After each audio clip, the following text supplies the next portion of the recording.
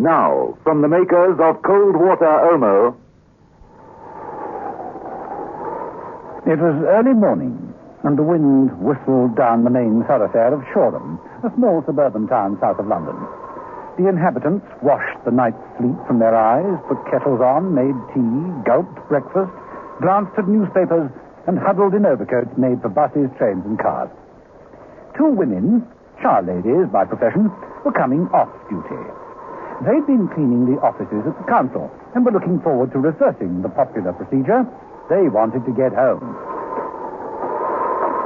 I'm awfully glad to get back and put the kettle on, Dave. Oh, you're telling me. Hope my old man's up and about. Mine's on early shift this week. Makes it difficult, you know. Never seem able to get together these days.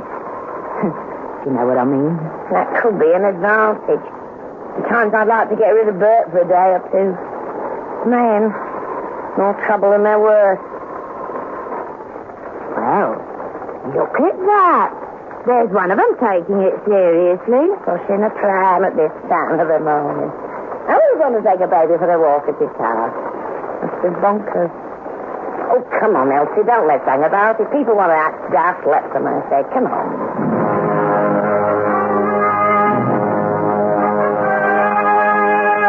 The Avengers.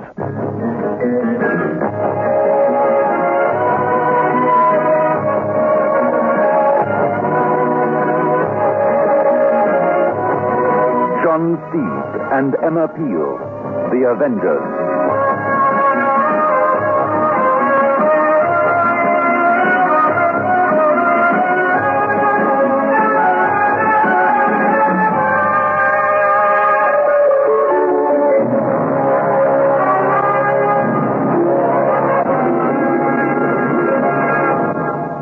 So many housewives have discovered that the cleaning power of Cold Water Omo gives them sparkling clean results. Mrs. Joyce Whelan of East London has this to say. I tried it, and it works beautifully. I tried it on my children's clothes, on a general wash, and I noticed straight away that things were cleaner. Since then, I've used nothing else but Cold Water Omo. Once an Omo user, always an Omo user. Omo cleans best. Keep your complexion soft and young-looking with the creamy, moisturizing lather of Lux. Like Claudia Cardinale, choose Lux. Lux for beauty treatment as you bathe.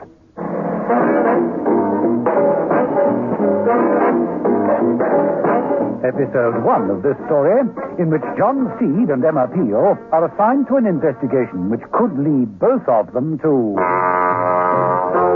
a quick, slow death.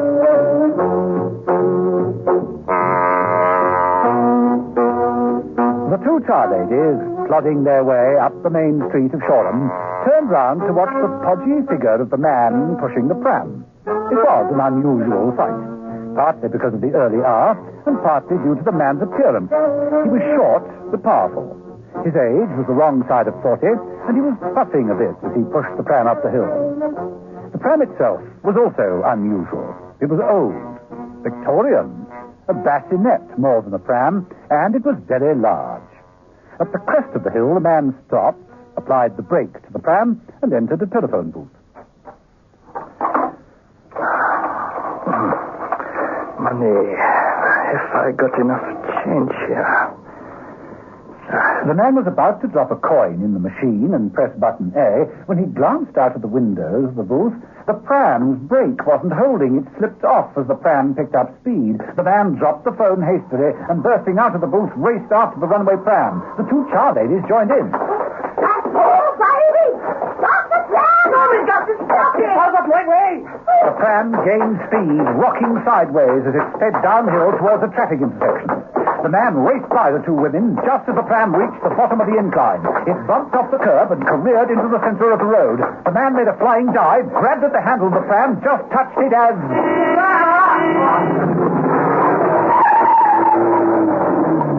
The van, coming round the corner, skidded as it tried to avoid him. It caught him a glancing blow which flung him into the gutter. The pram slowly tipped over. The contents spilled into the wet road. The two char ladies panted to a stop and looked down at the scene.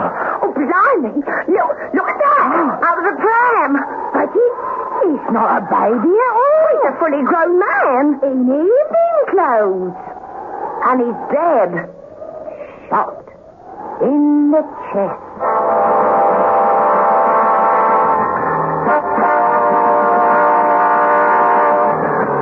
The weather that day improved considerably as the hours passed. By lunchtime, the sun managed to banish the watery clouds. Down in the country, John Steed was putting in a little target practice. Steed operated a small target launcher. It tossed empty beer cans into the air. Steed snatched up a gun. He was really doing quite well. Mrs. Peel, appearing from behind a hedge, caught the can neatly. Oh, that's... Hello there, Steve.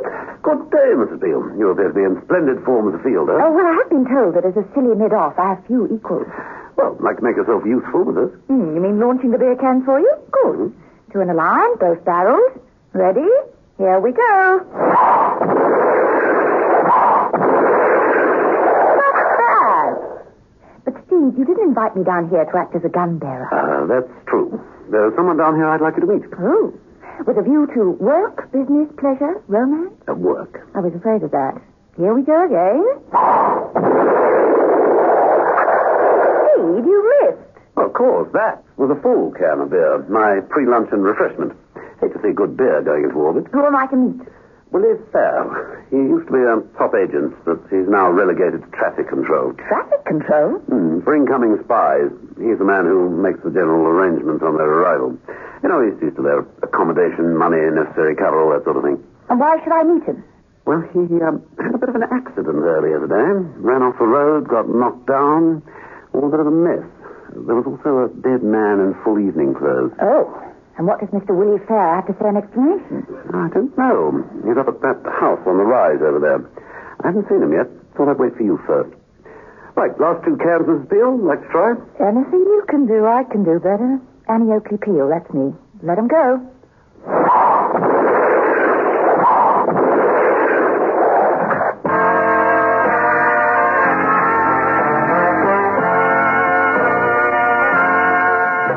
The house that Steed had indicated turned out to be a headquarters for interrogation. In one of the rooms, Captain Noble, a tough-looking army type, paced the floor. A holstered revolver on one hip made him look a dangerous man. He was. He just isn't saying anything, not a darn thing. The captain turned from Steed and Emma Peel and glared at the man sitting in an easy chair. There he sits, head bandaged, arm in a sling. Doctor says he's quite okay, not hurt much at all, but he just won't talk. You have a go, Steed. Steed approached the chair. Who was he, Willie? Who was the man in the pram? The man you were supposed to dump? Who was he? And why was he in full evening clothes? Willie made no reply. Didn't seem to hear Steed at all. Of course, it could be delayed concussion. I don't think so. Seems to me it's a case of good old-fashioned stubbornness. What about the dead man? Where does he lead us? Oh, he's completely unknown to us. Here's the suit he was wearing. Pockets were empty, all labels removed, and it had recently been dry cleaned. No clues at all? Not unless you count the fact that the suit didn't fit him well. Didn't fit him? No, the evening dress was not the perfect fit. Well, then, perhaps he hired it. Possible. Well, where does that take us? Now, our only hope of identifying that dead man is this. The captain flipped a photograph onto the table. Oh, what is this? Just a flowery design with the name Lucille engraved at the bottom. What is it, a sort of label? Yes, this is the only label that couldn't be removed. It's a photograph of a tattoo taken from the dead man's right arm. Oh, yes, well, I'm told it's a dying art. Well, I'll take the hired suit angle. You take the tattoo clue, Mrs. Peel. Shall we go?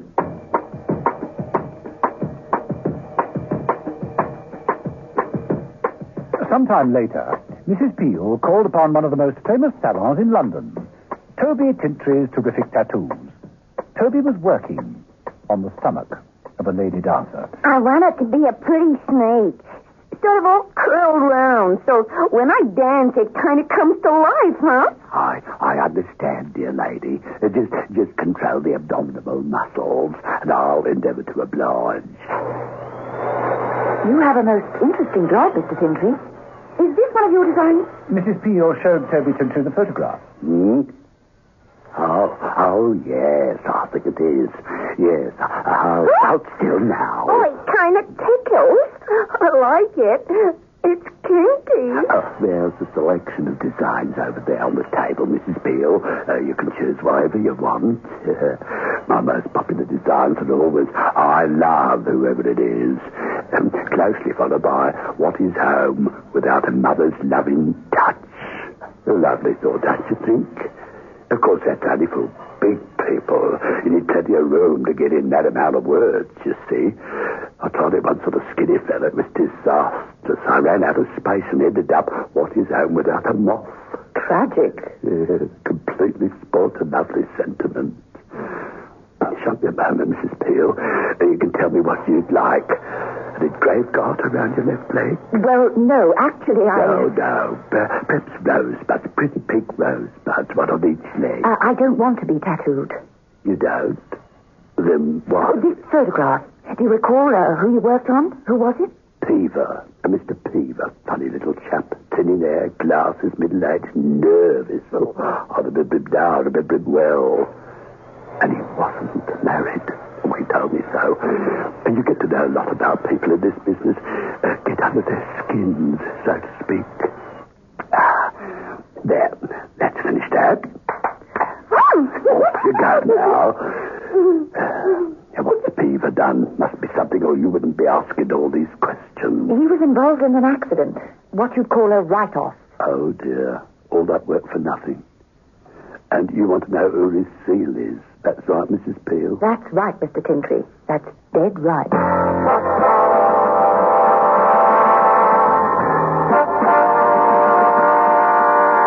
While back in the interrogation room, Willie Fair still sat motionless and lethargic. The captain continued to pace the room. Steed had left.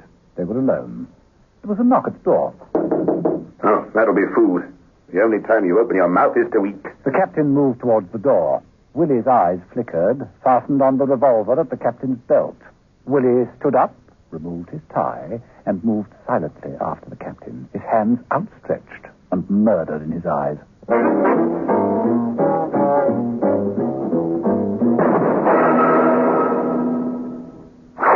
And with one last lurch, Sam Lacey finishes washing his dog in just 17 minutes, 45 seconds. Well done, Sam. Play any other sport? I lift a pint of beer now and then. You look very fresh, Sam. What deodorant do you use? Shield for sportsmen, of course. Why? It works.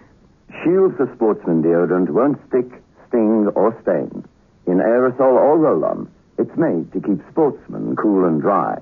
Think what it can do for you.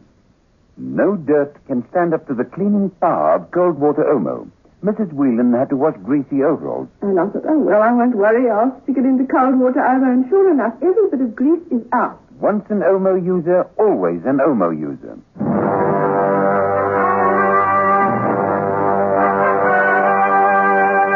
The Avengers.